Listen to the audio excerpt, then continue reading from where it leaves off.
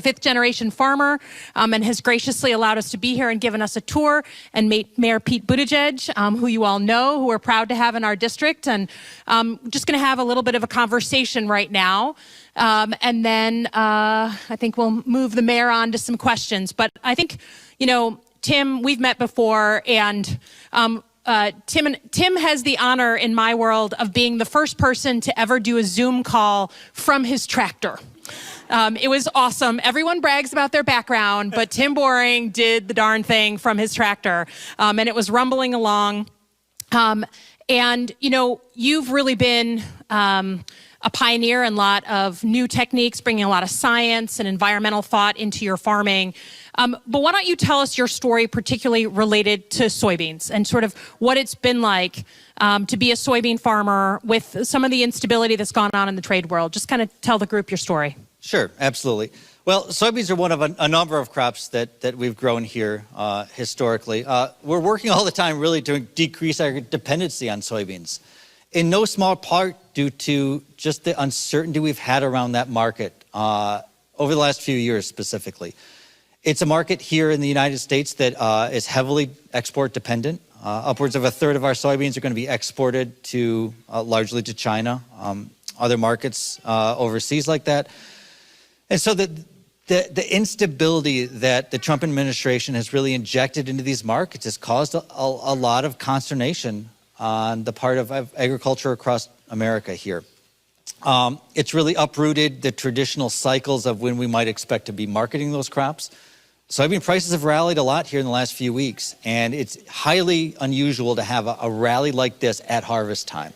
This is the time where you usually don't have to pay quite as much for soybeans because everybody's harvesting them and looking to get them out of the field and move them to market. But it's just been a continual aspect here over a number of years now of uncertainty about what these trade relationships with our largest trading partner, China, are going to look like. And really, for me, of down the road here, of how this influences what our greater farm economy looks like. We've been in a period of pretty depressed commodity prices for several years now. And a lot of that's fallout from 2012, when we had major droughts across significant portions of the ag production area. And it really increased a lot of not only domestic production, but international production as well.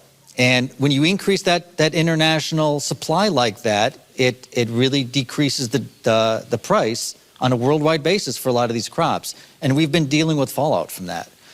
So when we have this kind of uncertainty that goes on now, how is that going to impact what our ag economy looks like for years down the road as well? These are long-term issues. These aren't just points in time of the fact that if soybean prices respond, we'll all be better off. These things have long economic tails to them. And I think it's specifically when you overlay some of the uncertainty about what ethanol demand looks like in the future, what weather variability and climate change is looking like on our farms, it causes a lot of questions about what ag production looks like, specifically here in Michigan, for years to come. Yeah, and I know that as someone who also lives on a farm and leases all of our land to a soybean farmer, there's already enough instability in farming, right? What's the weather going to be? What's you know, the pricing going to be? And it's to add more instability and sort of uncertainty into that, I know has really affected a lot of our local farmers. But you brought up climate change, and I want to turn to Mayor Pete. You know, I think particularly in places like Michigan and Indiana, places in the Midwest and in the middle of the country, I sometimes feel like there's this false choice between caring about agriculture and caring about the environment, and that you somehow have to pick. There's a lot of false choices out there that I think people are asked to choose from. But can you talk about the role of climate change as it relates to farming and how maybe the Biden administration would think about handling that kind of thing? Yeah, well, you know, one of the things that really excited me, we talked about it in my presidential campaign, and I'm really thrilled to see that the Biden-Harris team is taking this to a whole different level, is you know, we've got to talk about rural America as the solution on climate change. I think too often there's a vocabulary that tells some folks they're part of the problem, right? And the reality is we won't be able to do what this country needs to do to lead the world in climate change unless rural American agriculture specifically are helping lead the charge. You think about, we spent a lot of time in Iowa. They're very proud of Norman Borlaug, right? And the Green Revolution and all those amazing innovations that came out of, the American rural heartland and agriculture and what that meant for feeding the world. There's a chance to do the same thing, and Tim and this farm are examples of part of how that looks. But it would be nice if there were federal leadership helping make it happen, right? And when you talk about, there's a lot of language being thrown around about what our environmental policies are, but when you look at what they're actually about, when you look at where Joe Biden wants to lead us in terms of environmental leadership, a lot of it is making sure that there's a federal kind of wind at your back when you're practicing some of the things that can make a difference. You look at soil, right? Scientifically, soil is capable, just American soil and global soil is capable of removing as much carbon dioxide as the entire global transportation sector is putting in. Now, I say that scientifically, not technologically. We haven't figured out all the ways to do it. Although we know the original carbon capture technology is called plants, right? And we know how to do that. And the kind of work that Tim and a lot of farmers like him are doing around soil management, around the way that they manage their growing, and the kind of regenerative farming practices that he and others are doing, and frankly, largely doing on their initiative, right? Because there isn't the kind of set of incentives that there ought to be. That's going to be part of how we solve this. I think we got to start, when climate change comes up, a lot of times it gets talked about in a way that just makes us feel this sense of doom. I want us to feel a sense of pride when we're talking about climate because of the way that every part of America is helping us deal with it. And agriculture should absolutely be at the forefront of that. And I'm so excited for what we could do. And if you look at the Biden-Harris plan, you look at the vision and the priorities they're going to put through, they'll have to work with you in Congress in order to get it done. But they're going to meet folks like you in Congress who are way ahead of the curve, right? Speaking for communities like this and making sure it happens. And that excites me enormously because it's just one part of that vision for the future. I think we've been real caught up in politics on talking about what we're against, and we could do a whole hour on what we're up against right now.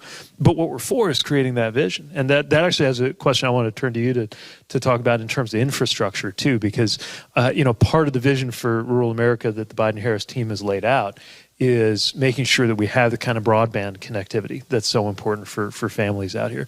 Making sure that we actually put our money where our mouth is on infrastructure, right? I'll admit, I actually thought this president might do something on infrastructure because why wouldn't you? Everybody wants it. Yet even that promise wasn't kept, right? So I think it'd be great to hear a little from you about just the kind of difference that you think it would make for you, for others like you, for this community, to have the kind of action on broadband and on infrastructure that Joe Biden wants to bring. Absolutely. We've been really lucky here specifically that our rural electric co-op recently ran broadband down to our farm here. And it's made a world of difference. Specifically, too, as we live this quarantine world where so many of us are working from home and really relying upon this broadband access. But it's a huge issue for farms. So much of our business today is done online, from how we're accessing grain markets to pricing crops, things like that, to the technological advantages and opportunities for better understanding how crops are growing, bringing in weather modeling, understanding how your management practices impact not only your farm, but neighboring farms too, and offering some real statistical power to better understand trends and things like this. But it's simply the access for information as well, that so many of the farmers that I talk to on a regular basis about the new and different types of management practices I'm looking to implement on my farm. And to be clear, I'm doing this regenerative agriculture thing to make more money. It certainly decreases our susceptibility to weather risks, but we're dramatically cutting input use. We're getting higher yields. But the knowledge centers and the understanding of how to implement those practices, that resides among other farmers. And so it's imperative as farmers like myself and others look to implement these practices that you're well connected to the outside world, across the country, across Canada. I have conversations about this with farmers in Europe, Australia. So So being able to make those technological links across the world is absolutely important as we look to increase the management capability of our farms. I think a lot of people aren't aware of just how sophisticated the work that you're doing has to be, right? I mean, whenever I talk to farmers, the big thing I keep hitting on is farmers are kind of doing math for a living, right? Like the modeling, There's certainly a component of that, yeah, absolutely. Of not only understanding how to interpret soil results, understanding just what we're trying to do out here, managing inputs on a per pound basis, but really making sense of these ever-increasing data layers that you get as we move across the field with weather modeling and the capabilities we have there, understanding yield maps, understanding information we gather as we plant, overlaying all these different pieces together. It's to do a good job of this is extremely difficult, and there's a lot of math involved in this kind of stuff. Now, you mentioned as we were walking up here, this farm's been in the family for your sixth generation, is that right? I'm six, yeah. 1830. 1830s, that's right. So that's an amazing tradition that you're kind of building up here. But I know when I'm talking to folks around rural communities, there's always kind of a fear, I think, in each generation, right? That the next generation won't maybe take up the charge like that. Well, and there's a lot of pressure as well. I mean, you don't want to be the generation that screws it up, right? But yeah, I think there's a tremendous amount of pride in all of these farms of how you stand on the shoulders of previous generations. This farm, the success of this farm has something to do with me, I'd like to think, but I'm standing on 5 previous generations that have built this into what I can have it to be today. So there's a tremendous amount of pride around those sorts of things. But in so many ways, these farms provide, touchstones and cornerstones of rural communities. Absolutely, the rural economies matter to us. How our place as it fits within the communities is really important. And as we talk about here, building back better, I think it's really important to think about too that the role the farms can play in this step, and how we just increase the opportunities for rural processing, rural handling of agricultural products, all the different aspects the food can play as a critical piece in these rural infrastructure and rural economies. Yeah. So that makes me want to come back to Elissa, because I know whenever, just so you know, I've known Elissa Slotkin ever since she came into Congress through the community of veterans and national security folks who have such regard for her work. But whenever I talk to you, you are, I'm going to say focused rather than obsessed. But you're somewhere between focused and obsessed on the communities that you serve and what they're going through. And that includes rural communities like where we are right now. So, for farming and more broadly, just not just for the future of a farm, but for the future of a hospital or a school. We worry about things like brain drain. There's also kind of a body drain, right? Like we just don't always have the certainty that a future generation is going to be able to grow up and thrive, or as you did, leave for a little bit and then return. And I'm wondering what in your view, first of all, that you might be working on right now or have a vision to work on in the House, and then also when we had the right kind of president to help with that, what do you see as the future of making it possible for a next generation to thrive in the communities that produce them? Well, I think the question has really changed just frankly because of COVID. And I think with COVID and all of us kind of staying nearby, we're realizing that if you have the infrastructure like broadband, you can stay in Stockbridge, Michigan and have your high-tech company here. I mean, I'll put the town square in Stockbridge against any fancy little community in California, right? It is so cute. It's got exactly what we need. And it just, for me, embodies this idea that if we invest in that infrastructure, that 21st century infrastructure, then we have the ability to attract and keep our talent here, right? And that, I think, has to be number one. Obviously, salaries matter, and we got to make sure that our economy is strong so we can pay kids as much or more than they're going to get if they go off to Chicago or they go off somewhere else. But we also have to think through how we make sure that school is affordable. I mean, we are within striking distance of two, I would say, the greatest research institutions in the country, Michigan and Michigan State. I represent Michigan State, and to be honest, if folks are worried about student debt, the choices they're going to make for that first and second job are just going to be qualitatively different if they're saddled with huge amounts of debt. They're not going to come back to Stockbridge, where they grew up, start that business, take a risk, bring their friends in. If they have got $35,000 or $40,000 of debt, they're going to go into a job that pays that off.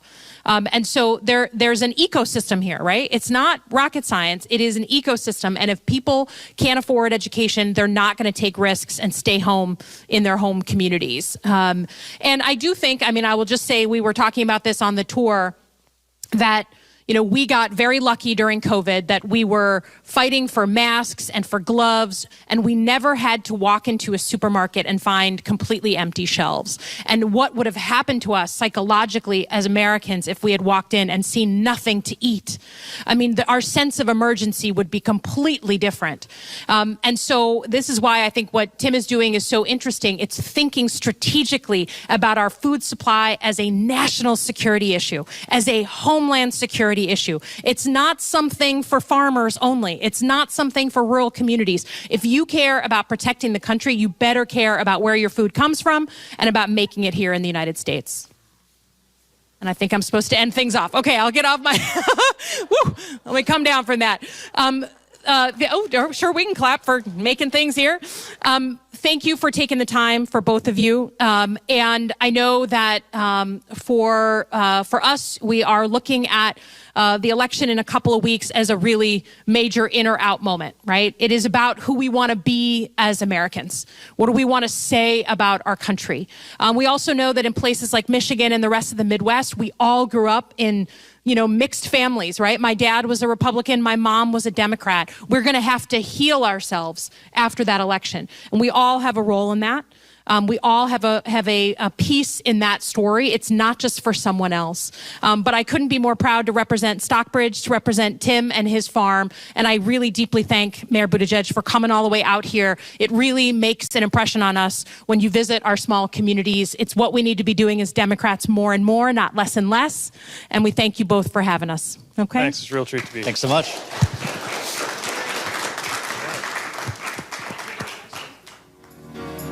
You light up the park. I don't care, go on and tear me apart. I don't care if you do.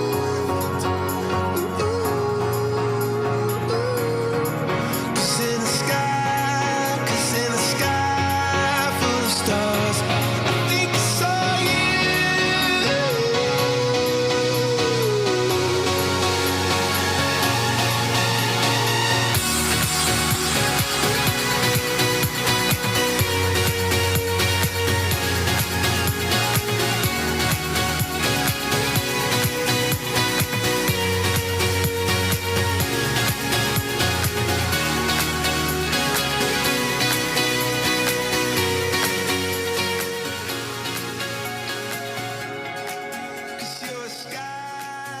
You're a sky full of stars. I wanna die in your arms.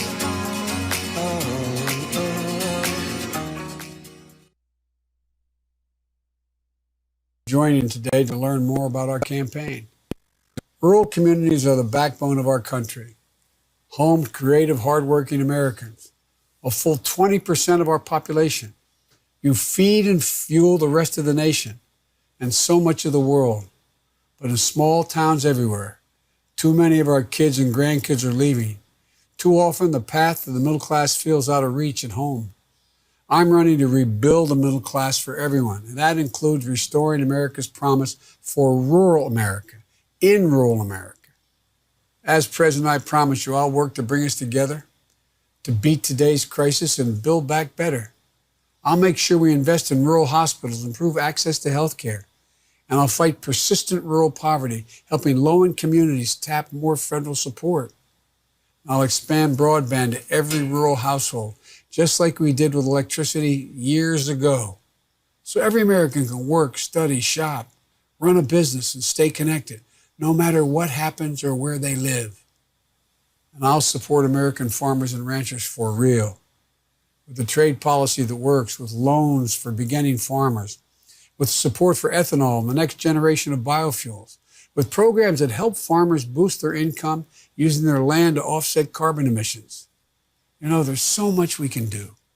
This administration has bent over backwards for Wall Street. I promise you I'll fight for Main Street and everyday rural America. We're living through a time of real peril, but also of extraordinary possibilities. It's time we rise together to get everyone we know involved, to remember who we are as a nation, remind ourselves we're better than this, and to build a better future. That's what America always does. So I hope you'll join us. Please go to iwillvote.com and make a plan to vote now. Where you can, go vote early if you can. Make sure everyone knows where to vote as well. All your friends. This is the United States of America. There's not a single thing we can't do, and we do it together. So let's spread the faith. God bless you all, and may God protect our troops.